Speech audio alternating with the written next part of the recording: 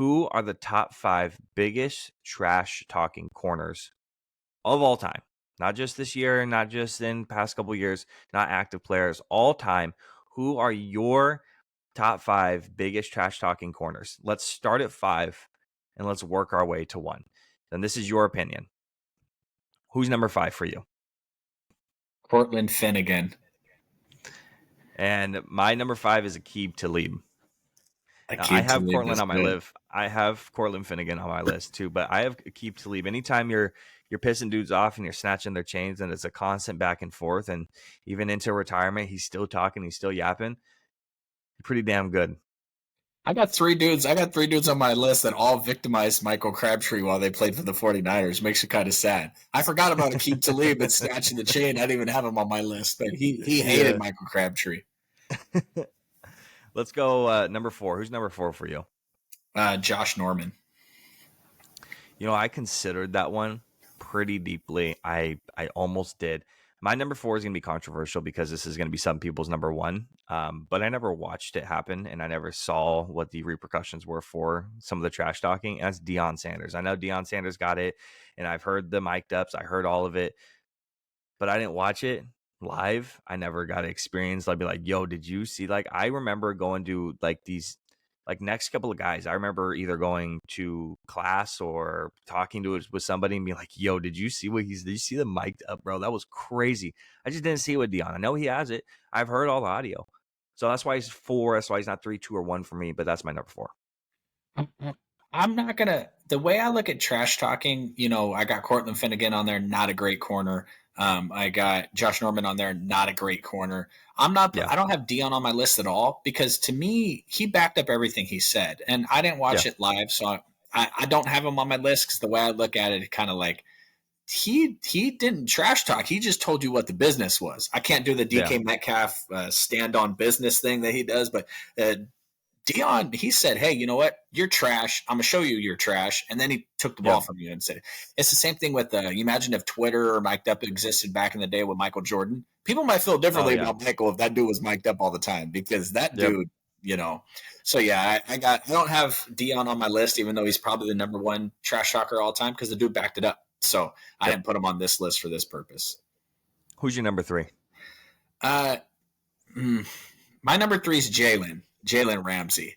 Because he runs his mouth nonstop, but when he has a business decision to make in the middle of the field, when Debo's barreling down in front of him, he gets out of the way. So to me, you can't talk so much smack, and he's a great corner, so he kind of deviates from that on my list a little bit. But you can't talk all that smack, man, and then when push comes to shove, just be like, hey, you know what? I don't want none of that. My number 3 is Cortland Finnegan. Obviously, we talked about it a little bit, but bro. Beautiful.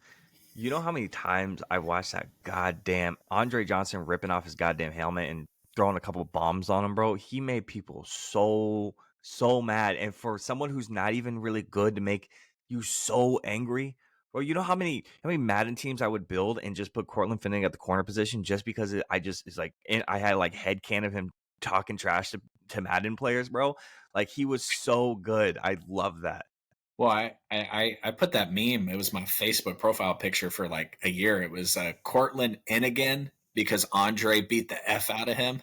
That's so funny. But hey, man, like you do that. The good defensive physical teams have players that get under your skin, and they're important to the role as long as you're not giving up 75, 90 yards a week and 15-yard penalties. But yeah.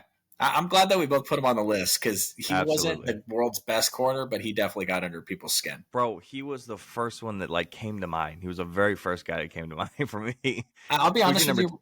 I didn't prep this segment at all. This is why I missed Aqib Talib probably, but going with Finnegan and going with Ramsey, that's just off the dome. So yeah, who's your number 2?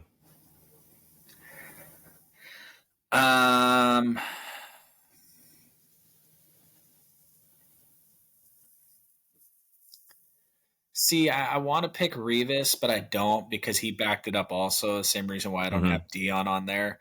But I don't know. Who's your number 2? My number 2 is Jalen. It's Jalen Ramsey. Okay. So we're there. Oh yeah. I feel like we agree with who number 1 is at the very least. That's why you're trying to pick on who number 2 is. Maybe we have a different number 1. Who's your number 1? My number 1 is Richard Sherman. Okay, thank God. And you know what's funny is I love Richard Sherman. Richard Sherman rocks for the 49ers now, and I love that. And he talks on Seattle fans, too, on Twitter and X and stuff. He's like, what are you talking about? They cut me. They didn't want me. They told me to get lost, and then I went and had an all-pro season for the 49ers. I love that shit. Richard Sherman, man, don't ever try me with a sorry-ass receiver like Michael Crabtree. That makes me cry inside, man. But oh yeah, I bet. Yeah, Richard Sherman, again, he kind of breaks the mold a little bit because he was very, very successful.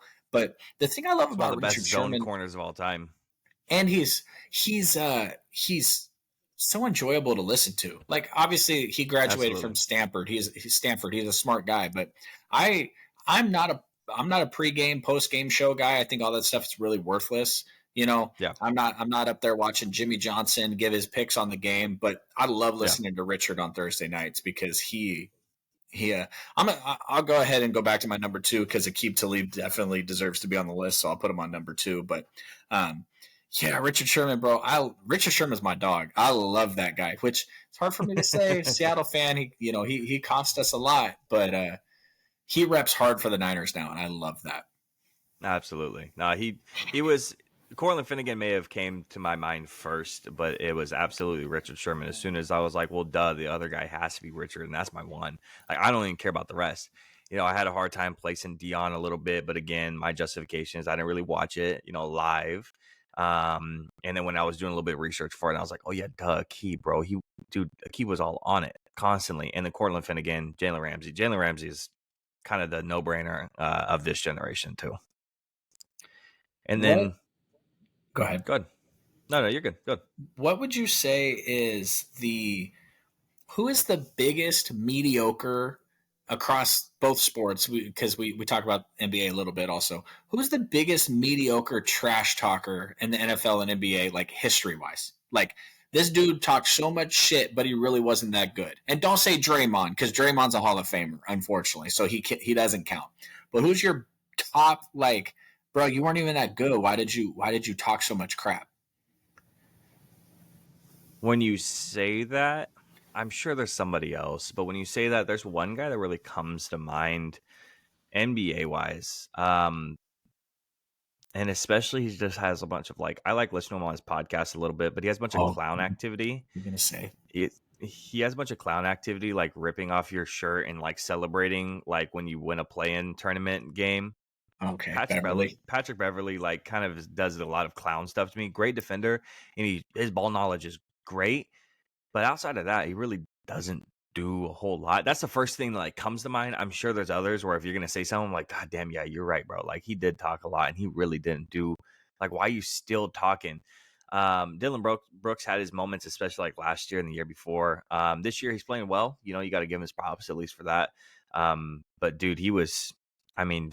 Every single time that ESPN posted Dylan Brooks thing, they knew exactly what they were doing, with the comments being like, oh, bro's going to learn Chinese. Bro's going to go to the Shanghai Dragons. Bro's going to... They knew what they were doing, right? I mean, they knew exactly what was going to be set up for that one. That's the first thing that really comes to mind off the top of my head. Because I brought up the segment, I'll give you 2. I was thinking Eli Apple in the NFL. Oh, you're right. Yeah. He's such a trash corner. I never even tried to put him on the list, but his stuff in the playoffs and everything last year, I'm like, man, yep. Eli, bro, nobody cares about you. Like, you never did anything. But on the NBA side, so this guy's my dog. I hate to say this about him and call his career mediocre because I love him. But I was looking up his stats, talked to a guy the other day about it, and like, this guy never averaged more than like 5 points a game. My dude, Sacramento legend, Matt Barnes, bro. Like, that guy, you're right. The famous Kobe thing, and then he had to play with Kobe later in his career. Like, man, that dude basically did nothing his entire NBA career, was in the league for like 13 years, and now he's a commentator for the Kings, and he's insanely smart. I love listening to him. I love Matt Barnes, but holy crap, he sure talked a lot of smack for never really doing anything. Oh, that's funny. All right. And the thing is, I think he lives out here too, so hopefully he doesn't see this because he might try to come find